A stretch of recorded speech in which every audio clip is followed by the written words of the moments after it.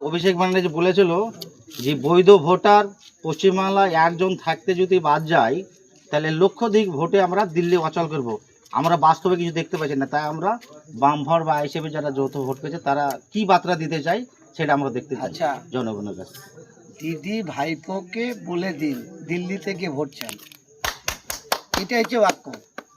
কারণ দিদি যা বলে ভাইপো যা বলে তার উল্টো করে।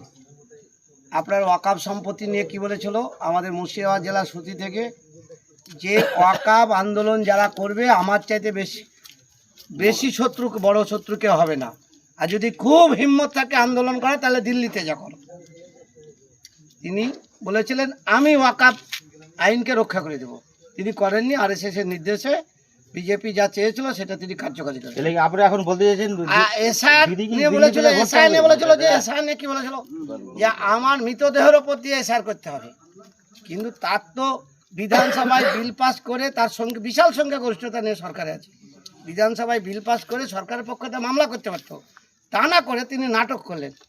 আর সিপিআইএমের নেত্রী মোস্তারি বানু যখন এই মামলা এসআইআর বিরুদ্ধে মামলা করলেন সুপ্রিম কোর্টে 11 নভেম্বর 2025, সেই মামলায় হচ্ছে 1089 নম্বর, যার ভিত্তিতে আজকে এসআইআরের আজকে এই যে সব কিছু মানুষের যা সুযোগ সুবিধা ভোটারদের যে রক্ষা হয়েছিল না।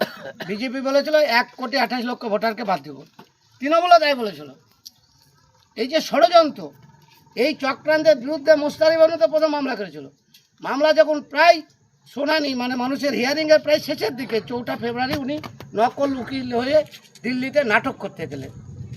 আমরা জানি যে কয়লা চোর, বালি চোর, পাথর চোর, মানুষ চোর, গরু চোর এটা জানতাম, তিনি যে পিটিশনার চোর এটা আমরা জানতাম না। আজকে তার মুখোশ খুলে গেছে সারা ভারতবর্ষে।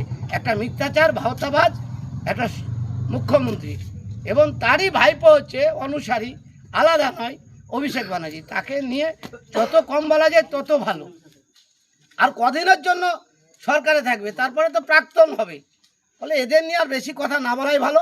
জনগণের কাছে আহ্বান করব, এদের এই যে স্বৈরাচার, দুর্নীতি, কাটমানি, এই সব কিছুকে ঢাকা দেওয়ার জন্য জিনিসপত্রের দাম বাড়ছে, এমএলএদের বেতন বৃদ্ধি হচ্ছে, তো গরিব মানুষের বিধবা বার্ধক্য ভাতা বাড়ছে না।